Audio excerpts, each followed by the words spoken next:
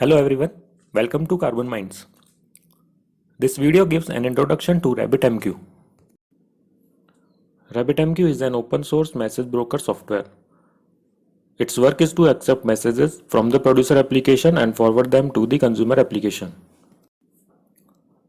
Before the messages are consumed by the consumer, these are kept in a queue, and due to this we call it a message queuing software also.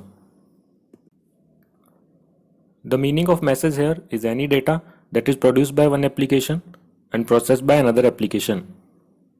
For example, a web application can send some text data to a PDF generator application to create a PDF file. Here the producer, the consumer and RabbitMQ all can be on different machines, and RabbitMQ acts as a communication middleware. Let's see why RabbitMQ is used.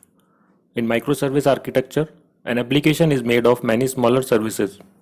These services are deployed on different machines and need some way to communicate with each other.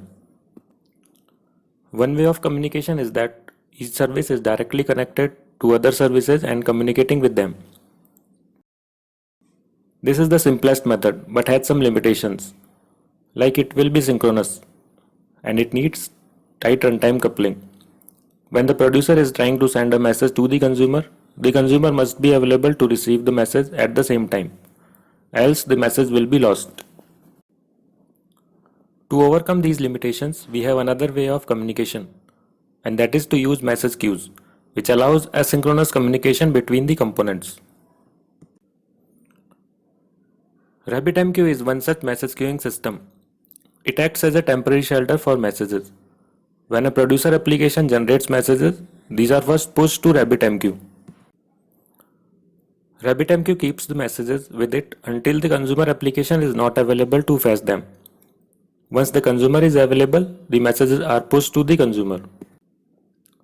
In this way, the producer and the consumer applications can work independently and not require the other application to be available at the same time. Now let's see how RabbitMQ does this.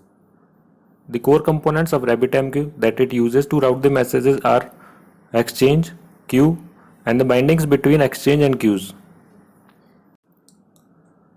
The message from the producer first goes to the exchange. The message has a routing key as its address, and the exchange is connected to the queues with the binding keys. At the exchange, the routing key of the message is matched with the binding key of the available queues. When the routing key of the message matches with the binding key, the message is routed to that queue. The consumer is connected to the queue and the message will be sent to the consumer. Let's see an example for this. A web application has to generate PDF from some text data, and for this it depends on another PDF generator application. The web application will send the text data in the message with the routing key as PDF. At the exchange, RabbitMQ will compare this routing key with the bindings of available queues. The message will be routed to the queue, which has the binding key as PDF. The PDF generator application is connected to the queue and the data will be pushed to it. In this way, the web application will send the data to the PDF generator application. This is how RabbitMQ helps in communication in a microservice architecture. This is all for this video. Thanks for watching.